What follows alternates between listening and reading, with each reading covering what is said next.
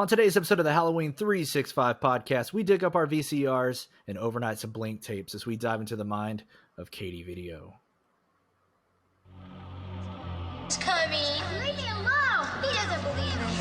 Don't you know what happens on Halloween? Yeah, we get candy.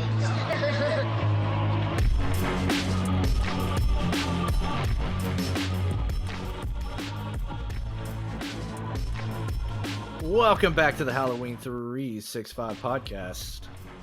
It is the only podcast where it is horror 24/7 and Halloween 365. That is correct. At the time of recording this, we are 268 days away.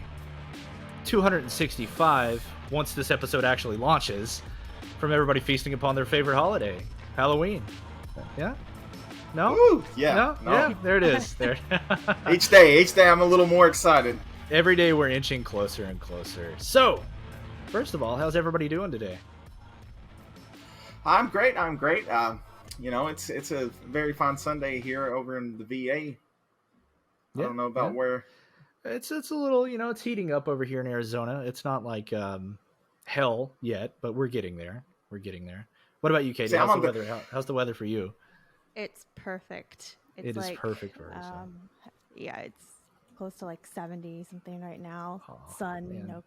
no cloud in the sky, no rain. See that's I'm assuming, is that California? Yes, Los Angeles. Yeah, Los Angeles. So yeah, it's perfect. See, I'm the only one that's in the cold realm of hell over here. It's like 40 some degrees. So. You're hitting all the snow. Did you get any snow yet, Germ? Have you? A couple days ago it was like flurrying, but nothing too crazy. Nothing crazy? Yeah. No, but I mean, you know what? If you go by the groundhog, there's apparently more weeks of winter ahead of us. So you can't go by the groundhog. Really? I know you're a firm believer in the superstitious, but that one I don't necessarily believe. So don't even. So normally we'd be joined by our other co-host Justin. Unfortunately, he's not here today. I don't know what's going on. Hopefully he's okay. We'll check back in at some other point. He may just drop in the middle of the episode. I have no idea. But we're going to move forward. We are going to move full steam ahead. And as I said at the top of the hour, we have a really awesome guest. And we're going to be diving into the VHS world just a little bit. And our guest today does not disappoint when it comes down to that medium. Everyone, Katie Video. Katie, I cannot thank you enough for coming onto the show today. And all the artwork that you do is absolutely amazing. So thank you for that big time. Thank you. What to say to that? I'm always like, thanks. It's I don't know. Like I'm like such a sucker for like retro things. Like I don't know how to describe it, right? Like I have fallen into this void, this never ending void of retro media. And when I stumbled across your page, I was like, holy shit, this is just the coolest thing. I've never seen anybody do it before I found your page. And I don't know if it's a common thing, but you're the first person I've seen that actually have taken this and turned it into something that's just extravagant. So it's awesome. Oh, thank you. I was actually inspired by some other VHS creators as well as my obsession with vinyl prior to this. Okay.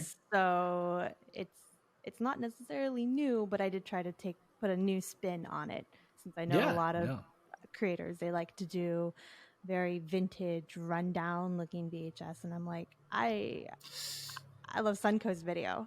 I want to make it look like something from Suncoast Video. Back when I was collecting anime tapes. Oh man, what a deep I like it a lot too. Yeah, because I mean the whole vintage thing, and me personally, I just I've always liked the artwork that goes on the VHS covers or DVD covers or just any of it, and I was. When I seen it, I was like, this is pretty damn cool. So I think for a lot of people that love that retro style, like, and I'm aging myself here, but I remember walking into video stores and seeing these really wonderful, just mysterious, you never know what you're going to get, right? Like this insane stuff on the wall. And you're like, I'll take a shot, see what it is. And I discovered so many hidden gems that way when I was a child. And now video stores are a thing of the past, but you're keeping it alive. So that is absolutely awesome. Yeah.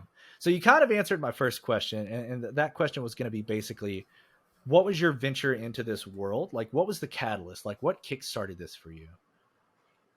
Well, I mean, part of it was, like I had mentioned, that inspiration from my love of vinyl, but it was also in terms of the design and the aesthetic, it was based on my love of a lot of the horror art from the Yeah. 70s and the 80s.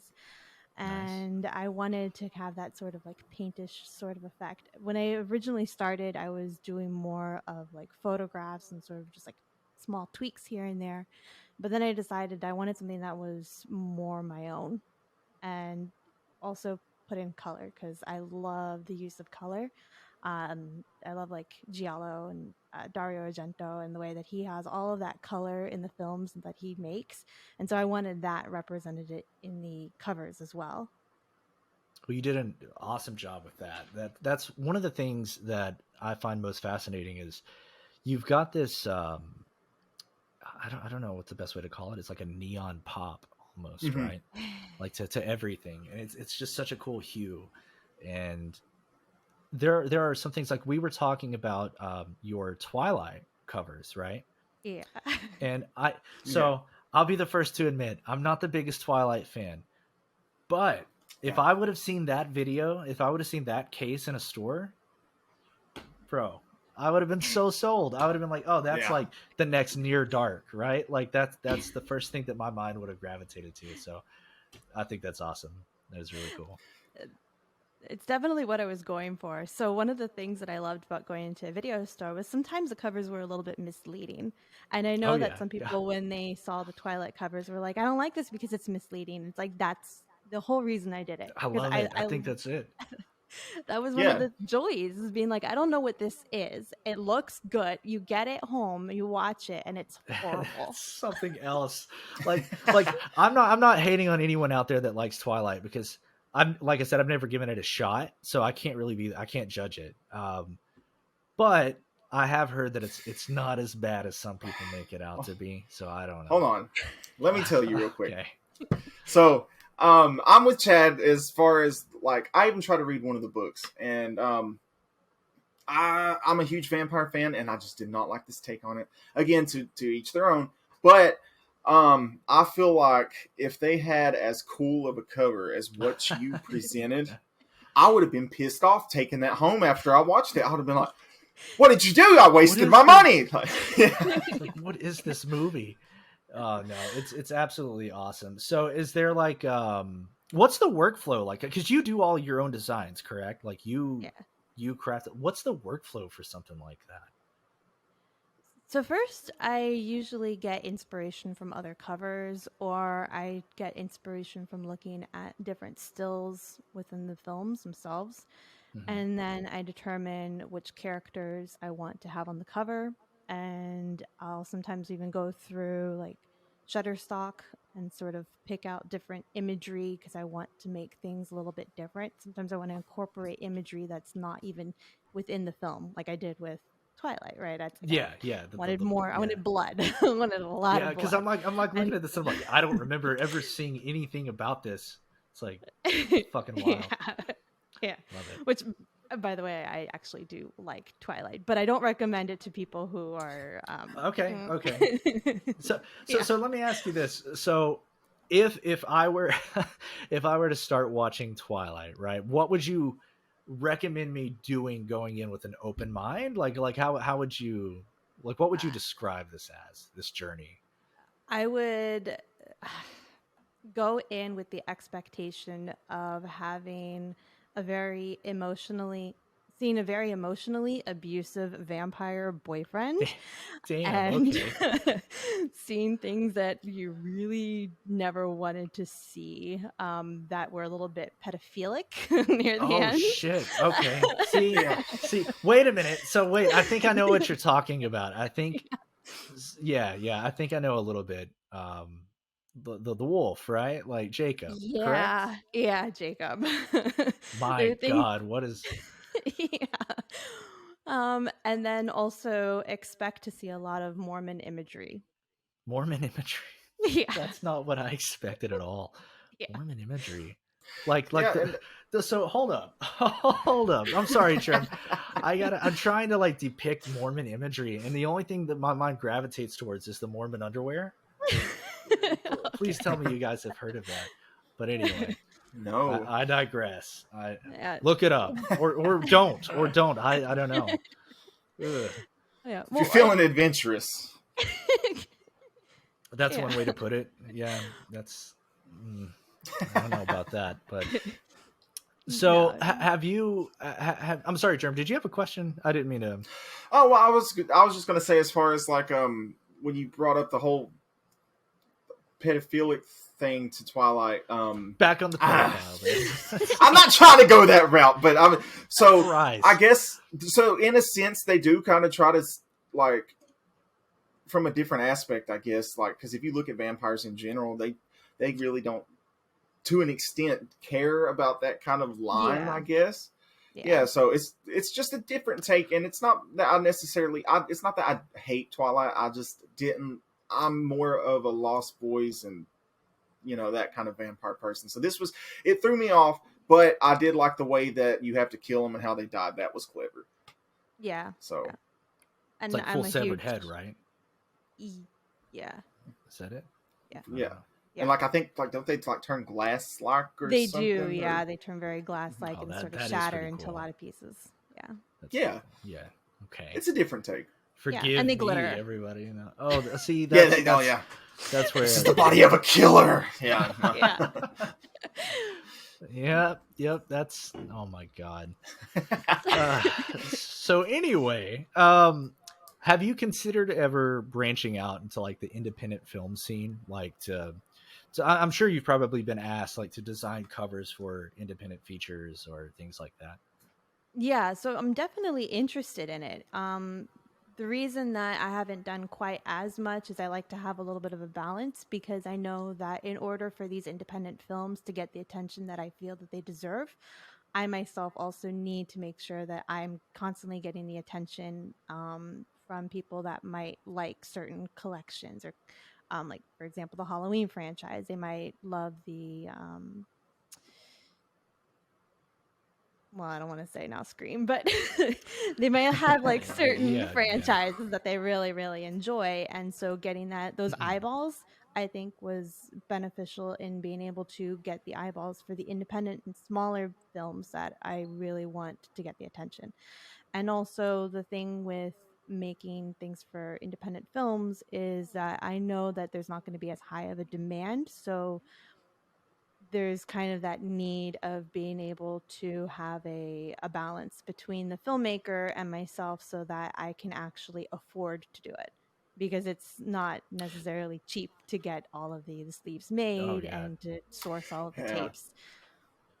Yeah, that makes sense. That actually, honestly, that's I never thought of it that way, but you're 100% right. It's like that's a very marketing mind way of thinking about it, like because I feel like a lot of filmmakers we tend to not think about things from like a full-on marketing side of things, and it's like we just gravitate to like what looks cool, what looks badass, that, and we don't think about the cost.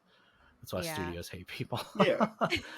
But and I mean it is a good way. That's a good way to bring people in. Like how you mentioned the franchises that people know, and then that once they're there to your page, it can kind of go like, for instance, I had no interest in really wanting to watch like Megan or The Boy, and then I seen your covers of both of them, and I'm like, see, if they just go something like that, that's cool. And now, like, I've thought about it more and more. I'm not gonna lie, Megan, I might actually try to watch now. Dude, I'm telling you, just watch it. You'll like it. I loved Megan. I swear it's so good. It's so good. It's dolls are hit or miss with me, so I think the last doll movie I really liked was Dead Silence. So it's a hit or miss. It's a good one too.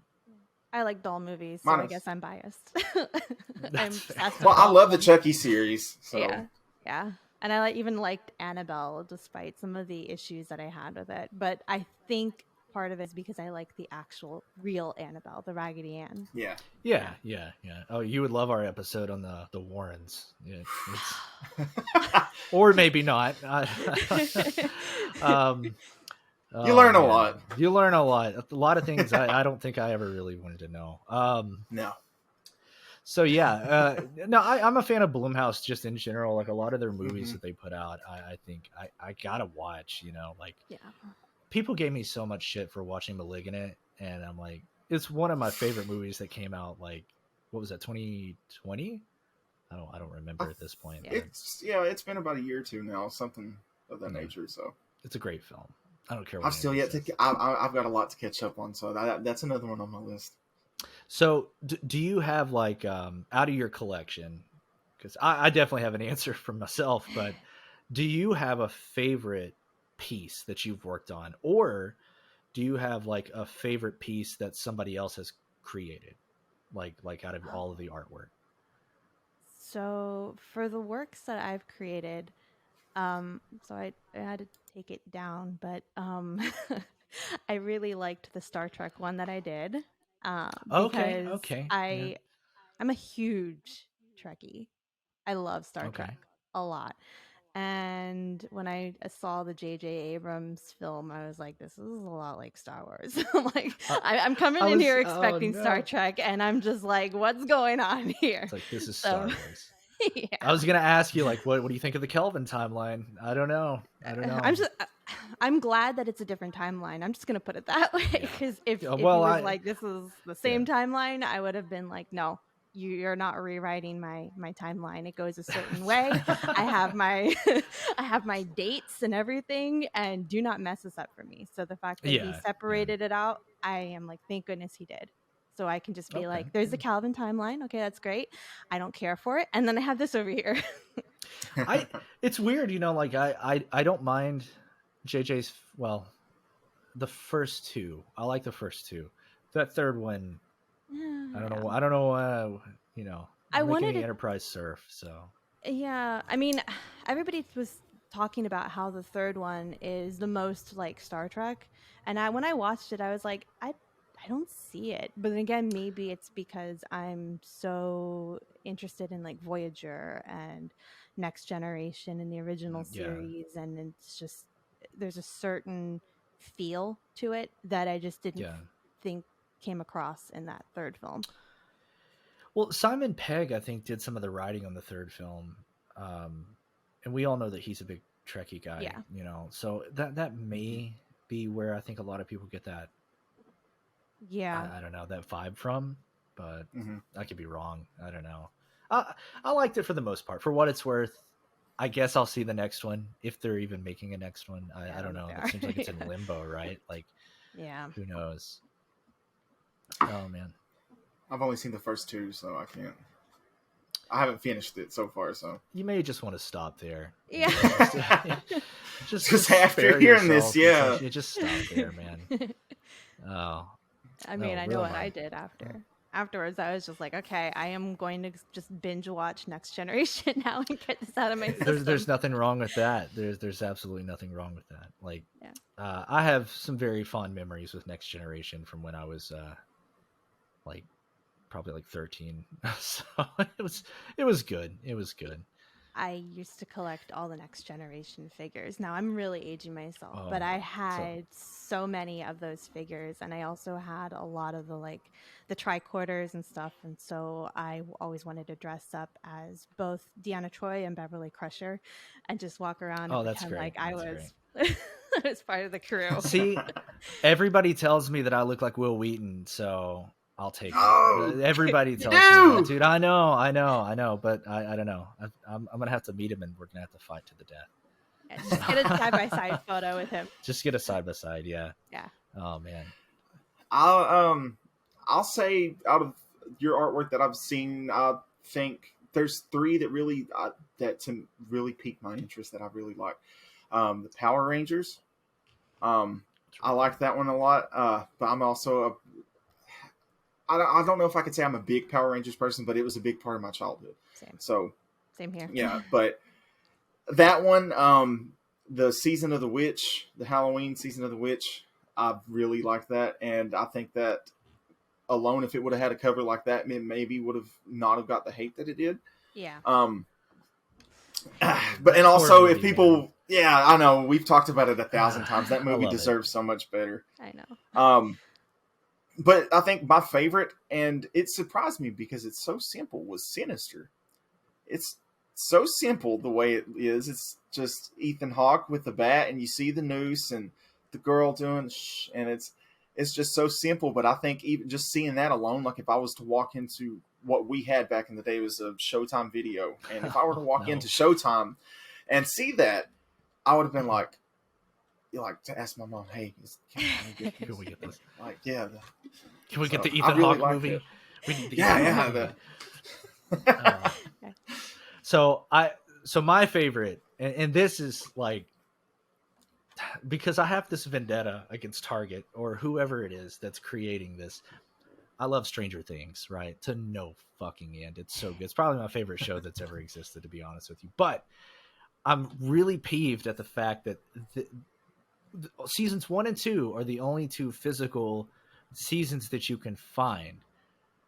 And I don't understand why they won't just give me that 3rd season on 4K. But my point is, you have taken that and you've created like these crazy badass box sets, right? What the fuck? Like, how did that even come into existence? Like, that is the coolest shit ever. So one of the things that I wanted to do when I first started out was box sets. So I created the first one with the Justice League, Zack Snyder Justice League. Oh, wow, that's interesting. I wanted to do the double cassette because I was thinking about how back in the day you needed to have double cassettes because it just didn't fit all on one. And I was like, okay, if I want to do a double cassette, how am I going to do this? And so I had my Titanic VHS, and I got an extra one and tore it all up. And I was like, I got to build this out. And so after I did that, I was like, I want to move on to now doing other box sets. So with the Fear Street, I was like, all right, I want to get a full box set like you would have when you had your trilogy films. And then from there, it just expanded. And it was like, I never saw other people doing box sets. I wanted to do them and figure out any way creatively that I could come up with a way of doing them. And so that's how it came to be. It is awesome. Like, yeah, it really is. It's literally my favorite pieces that you've done, just because I feel like there's so much love that went into that. And I don't know. It's perfect to me. So the box sets are what I'm most proud of. You should be. You should be. Yeah. It's absolutely phenomenal. No, 100%. Like, as soon as I seen them, it's funny you brought up Titanic. That's the first thing that popped back up because I was like, oh my god, I completely forgot they used to do box sets with VHSs, and that's because when I seen that you had it, that's the first thing that popped up was Titanic box set, and I was just like, this is really cool. So yeah, definitely should be proud of those. Thank you. I just love that retro look, man. It's just so fucking wild. What do you think physical media is going to look like going forward? Like I said, that it's a very important thing for me because I'm a collector. I can't help myself. Like, even if I see something on video on demand, I may rent it or something of that nature, and then I'm like, I'm gonna wait for the next, like, the 4K, or I'm gonna wait for the Blu-ray, whatever. I'm bad for that. Like, what do you think the future of physical media is? Because I'm starting to see it just start to phase out of stores, and it's heartbreaking. Yeah. I mean, I'm thinking that eventually there's going to be more of a demand for it, because if, like with vinyl, that's now back in stores. People are getting vinyls again. And not only are they getting vinyls again, they're also getting cassette tapes. So I think that eventually there's going to be that need to go back to the physical. I mean, we're even seeing retail stores kind of pop up again because people are getting tired of just buying things online. So I don't know how long it's going to take, but I'm really hoping that we do go back to the physical, because there just isn't that same connection when it's with digital, because you don't physically have it in your hands. You know, it's like it's on a server somewhere. That server goes down, that's it. Like you don't have it anymore. That file's gone. For streaming, it's not yours. You get to watch it whenever you want, but at any point, the service provider can just be like, "Yeah, we don't have the license for this anymore," and it's gone. Once that license is out, it's game over. And yeah, that sucks. Yeah, I've been trying everything in my power. The same thing with video games. Like I try to tell people, it's like you don't own it if you buy it digitally. Yeah. Don't buy it digitally. Just try to buy it physically if you can. Sometimes you can't help it. You may have no choice. Like Netflix, I feel like I love Netflix. I love what they're doing for independent filmmakers. So don't hate me, Netflix. Yeah. But I really don't like the fact that you guys bogart all of your stuff. Like I would totally buy like Glass Onion, or I would totally buy those Stranger Things box sets or whatever, but they just don't exist. And I know it's to get more subscribers to their channel, and I get that, but come on, you can't tell me there's not a market for that. You know, like there's a market. Yeah.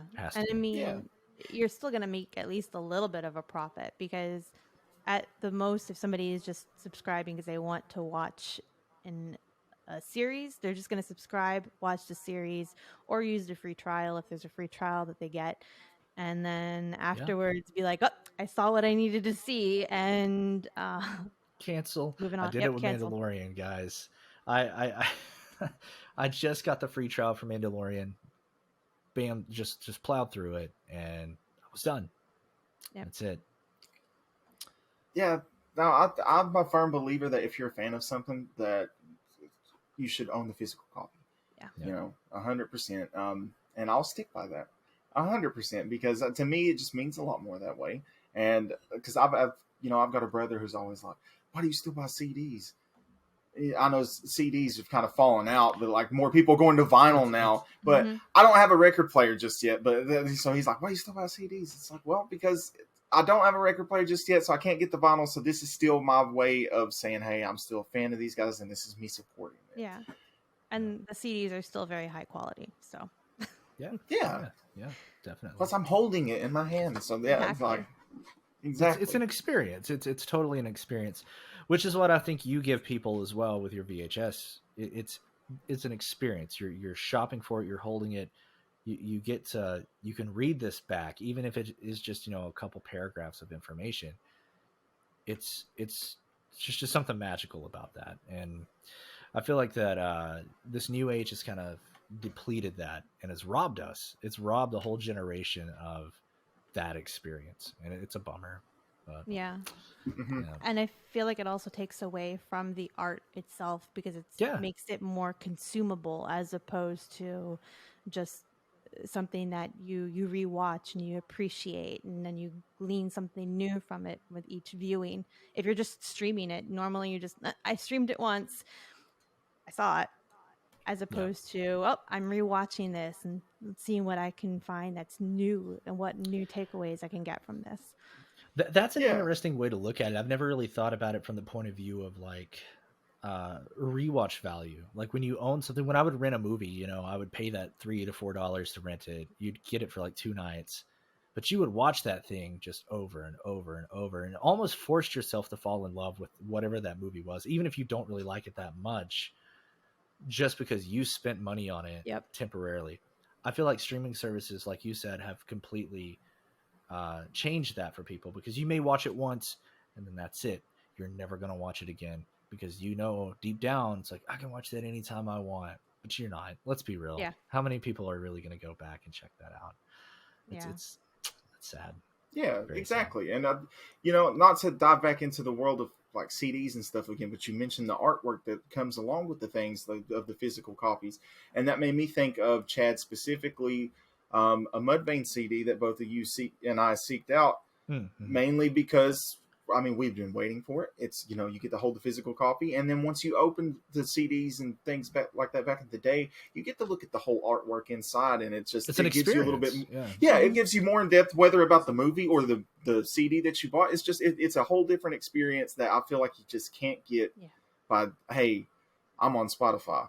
I know Taylor Swift did a really good job of that when she was trying to make CDs make the comeback by putting all of this extras that you get with the CD. And you can't really do that with digital, like you're saying. It's like, what are you going to do? Have like a PDF that comes with it, and you get to scroll through it? Like, okay. Well, it's interesting too, because it's funny you mention her, because I feel like she, with this new album, right, the Midnight's album, she put out like different variations of cover art, right? Yeah. Nobody does that anymore. No, nobody does that anymore. That's I mean, kudos, Yeah. credit where credit's due. You got to do that. And the vinyls came in 4 different colors. I have all 4 See of them. what I mean? That's so cool. See, awesome. Yeah. Man. See, and it's things like that the artists give, whether it is CDs or movies, that, like you said, you've got all 4 of them. It makes the fan want to go seek that out, because it's just something so much more special and so cool. Yeah, 100%.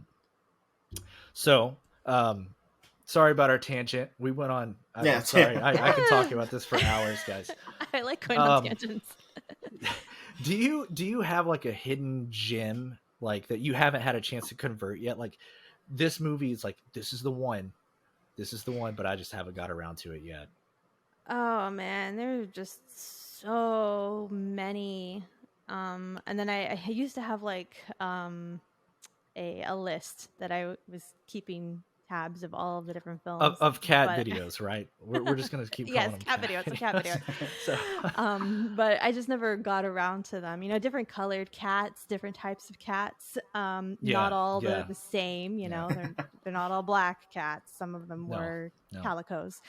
But I just never really finished that list. So there are quite a few. I still want to do this one independent film, but I haven't yet, because I know that the reception on it isn't going to be grandiose. And that's Please Stand By, which is another one of those like Star Trek kind of films. It's a movie that was done with Magnolia Films, with Dakota Fanning in it. And it's a movie that's really near and dear to my heart. And so I wanted to do that one, even though I know people are going to be like, what is this? Maybe it's not even like horror. Maybe you could do like a limited release or something. I don't know. Yeah. Or even just to do the art and to kind of like put it up there. But that's really cool. Though. Yeah. And so would you say that's like your magnum opus? Like the one that's like, this is the one? I don't know if it really is. It's just more of something that I've been really wanting to do, because it's just a film that I think deserves more attention than it got. But as for like magnum opus, I'm not sure yet. It's one of those that once I start working on it, that's normally when I get my ideas, and then whatever comes out. And sometimes what I end up doing is just completely different from what I initially anticipated doing.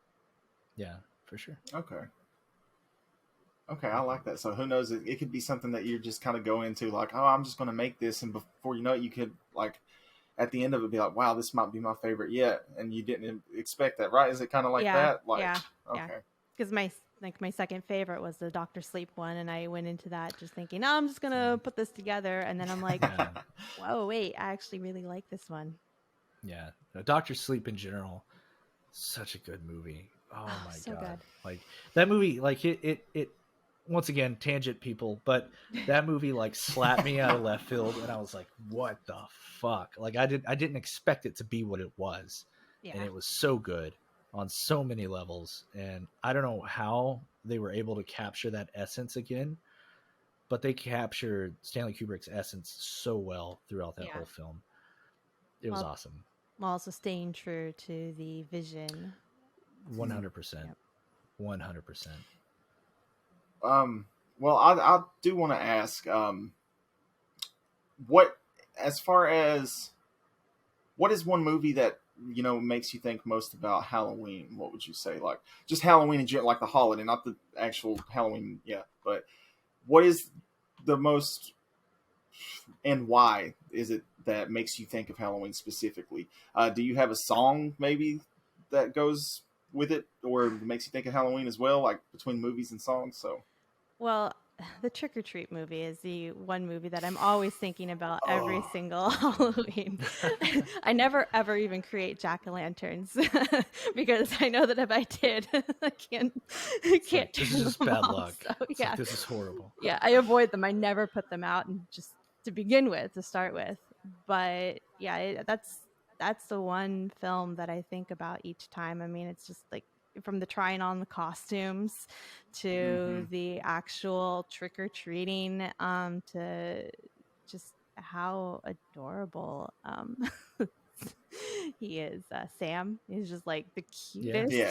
Sam's, Like, it's I think, and Germ's gonna hate me for this, but I almost think that Sam could easily replace Michael Myers as the mascot of the Okay. just Halloween in general. Go ahead. So, Come at me, bro. well, I'm not gonna. So do you're gonna be this. surprised a little bit because, and I think I may have mentioned it once on another episode. So, I mean, Halloween is hands down. That's my favorite. As Chad said, I consider Michael Myers the mascot. So, but I slept on Trick or Treat for the longest time, and I think I was sick during the month of October, and it came on TV, and I was like, well, I'll give it a shot. And then I was mad at myself that I didn't watch it a lot sooner, because this was years after it came out, and I was so mad. And now I think I put it right up there with Halloween, maybe just a little below, just because I got such a love for Halloween. But yeah. I may even tie it, but it's right there. I love that movie, and I think I'll agree with you as far as if I think of Halloween now, I do think of Trick or Treat. But I'm sorry, Chad. I'm sorry. Michael's Sam's right there. Maybe he's like holding Sam's hand, taking him trick or treating before he goes killing the babysitters. But How? What? Okay, sure. Okay, fine. Do you have a specific song? We did a whole episode like dedicated to like songs that are not necessarily spooky, but maybe they give Halloween vibes. Do you have a specific one? Well, I always like the Aqua song Halloween, which was like from their second album. And I mean, it's like literally the name What kind is of right deep there. cut is that? It's like Aqua. Oh Yeah. my god. I only know one song. I think Barbie Girl, right? Was that Aqua? Yeah, that was also Aqua. That's the only song that Yeah. I know about. So in it, they I was gonna have. say I know what I'm looking up. Yeah. In it, Yeah, she I can has see just this whole like dialogue at the beginning where she's like hello, and then it's like this play it's on terrifying. Scream, and so I'm Oh like, yes, no, this really? is like the song to play every year in October. Does for the me. guy chime in too, where he's like, Yeah. hey, you know? Yeah. Oh, of course he does. Because... oh god, I have to check this out. Like, Yeah. why? Oh, yeah. It's great. Well, I know what I'm doing, so Yeah, oh. same. So I got a few more questions here. I don't know. This one I'm always like, I always ask people this one, but what do you think the best film of the last decade was, in your opinion? It can be horror. It doesn't have to be, but I watch a lot of horror, so the odds are mine's going to be that. Okay, I'm just going to show my age here. It's always hard for me to think last decade. Let's see, back in the last 90s. The last. It's. Okay. Man. There's so many good films that came out. Lot. And I'm gonna have to reorient myself. No, you're fine. I see. This is why I never really ask this question very often. Yeah. I'm just like, it's kind of because it can go either way, really. Yeah. Because there's just so many. yeah. There are so many. I think one of the best, maybe not the best, because I'm pretty sure afterwards I'm going to think about like 10 other ones that I should have mentioned. But I think Get Out was just fantastic. It's so because good, isn't it? It's good on so many different levels. It's not just good as a horror film. It's also good on a social level. It's good on an acting level. It's good on a comedic level. There's it's so well done that I think that's one at the top. What did you think of Nope? Did you like it? I loved it. I thought it was great. Nope. I thought it was fantastic. Yeah, and I'm so a good. huge Keke Palmer fan, so I was like, yes. Okay, yeah. Germ, have you watched it yet? I know Justin watched it, but I wasn't sure if you got around to it yet. I haven't just yet, but that was one of the main things that actually lured me to it. It was seeing Keke Palmer's in it, so I was like, I gotta check it out. It's a really good movie. It's so good. You know, I think the night that I was actually about to watch it, and I chose to watch Smile instead, which I don't regret it because it was a good movie. I still love that movie, dude. I will fight you on that. I haven't watched it yet. I skipped. I was the guy who skipped forward just to see what the creature was. I was like, I just got to see what this thing is, and then I was like, oh, that's pretty cool. And then I'm never gonna watch that movie, probably. You need to. It's so good. I don't know why I did that. I was like, we'll see. Maybe one day I'll get around to it. But nope, yeah, it's definitely on my list next. I've got a couple ones that I'm kind of kicking myself in the foot for not watching yet. So I've got Malignant. Notes up there. Malignant. Damn nope. It. Yeah. Watch it. I'm telling you, you won't regret it. I promise.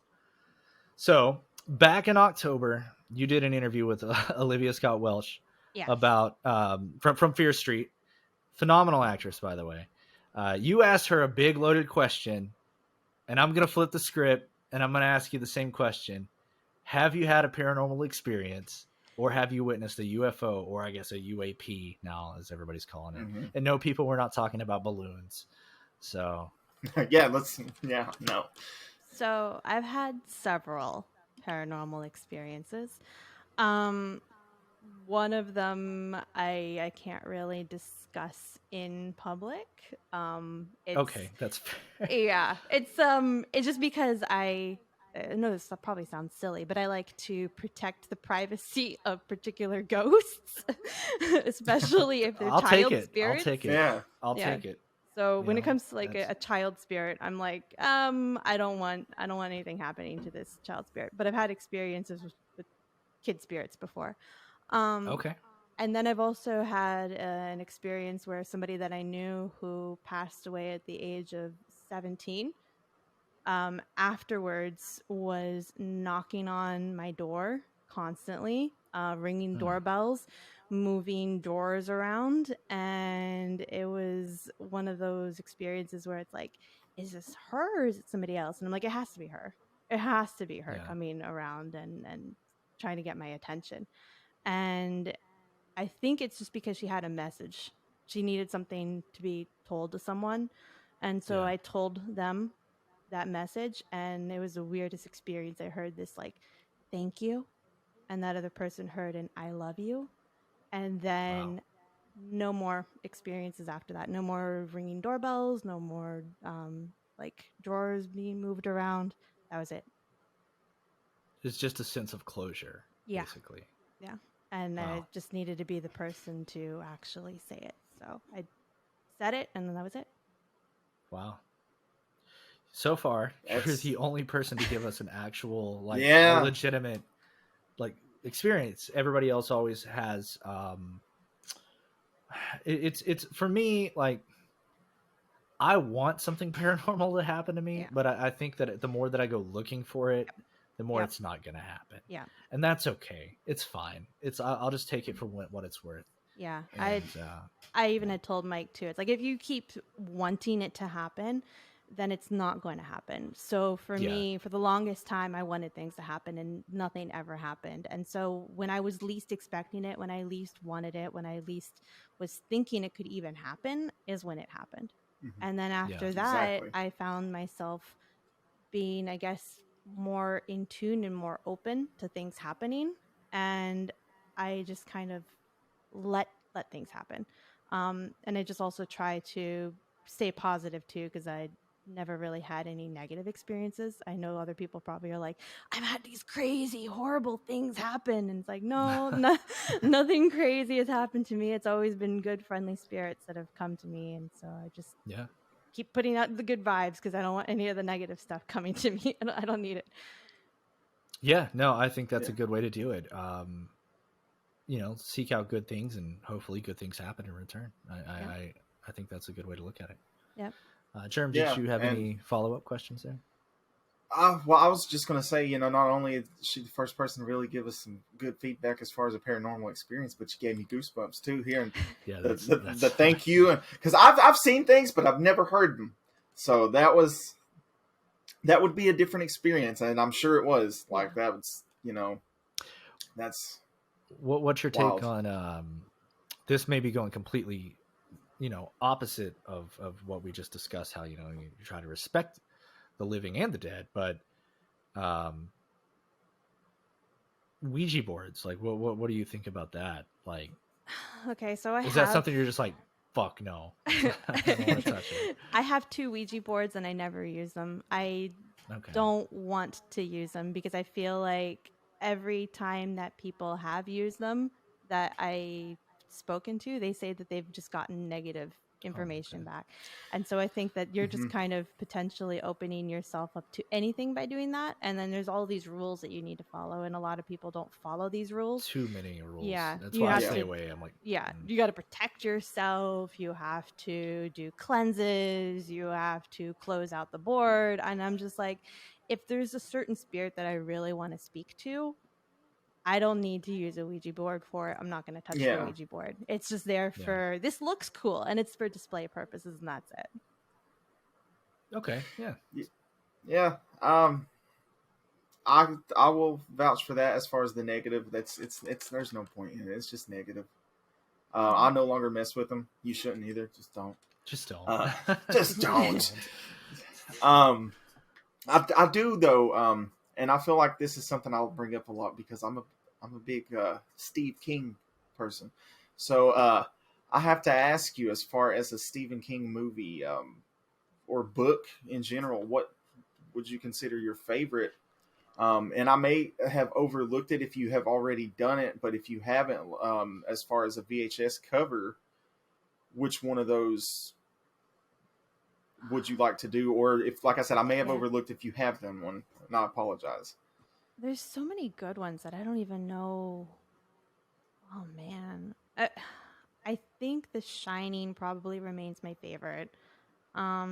Just because of the fact that there's so much with the characters that's deeper than what's actually portrayed in the film.